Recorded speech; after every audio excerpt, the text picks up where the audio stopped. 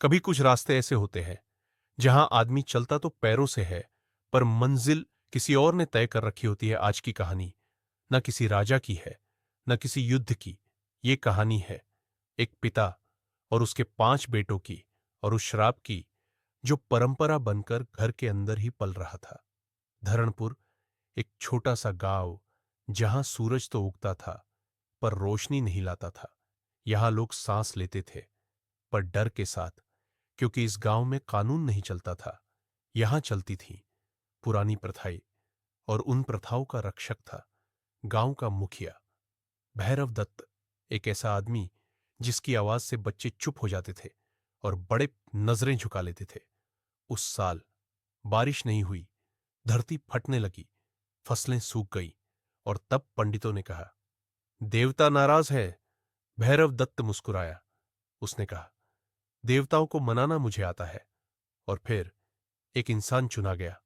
कोई दुश्मन नहीं, कोई अपराधी नहीं, बल्कि एक ऐसा आदमी जिसने सिर्फ प्रेम किया था। बलि के समय उस आदमी ने आंखें खोलकर कहा, मेरे खून से तेरा वंश बचेगा नहीं, तेरे ही बेटे तेरे अंत का रास्ता बनेंगे। यही था पितृश्राप। भैरव दत्त के 5 बेटे थे, सब अलग, पर डर एक सा। सबसे बड़ा डर को छुपाना सीख चुका था। दूसरा, चुप रहना। तीसरा, गुस्सा करना। चौथा, अंधविश्वास में डूब जाना। और पांचवा, सबसे छोटा, शंभू, जो हर रात अपनी मां से पूछता था, बाबा अच्छे हैं ना? और मां हर बार चुप हो जाती थी। समय के साथ भैरव दत्त और कठोर हो गया। उसने कहा, अगर देवता मांगे तो बेटा भी बलि बन सकता है। उस दिन शंभू रोया नहीं, पर 5 भाइयों के अंदर कुछ मर गया। उन्हें लगा, श्राप अब सिर्फ शब्द नहीं रहा। उसके बाद गांव में अजीब बातें होने लगी।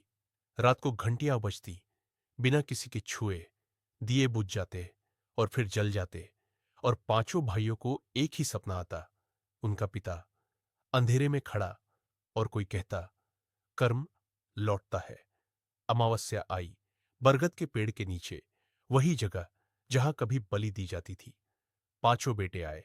कोई हथियार नहीं, कोई गुस्सा नहीं, सिर्फ एक फैसला।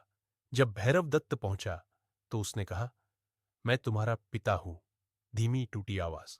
शंभू बोला, और आपने हमें इंसान नहीं बनने दिया। उस रात कोई चीख नहीं थी, कोई खून नहीं दिखा, पर एक युग खत्म हो गया। सुबह फसलें हरी दिखी, गांव खुश हुआ, पर 5 भाई आज भी अमावस्या की रात पीछे मुड़कर देखते हैं, क्योंकि कुछ श्राप मरते नहीं, वो चलते रहते हैं, कदम कदम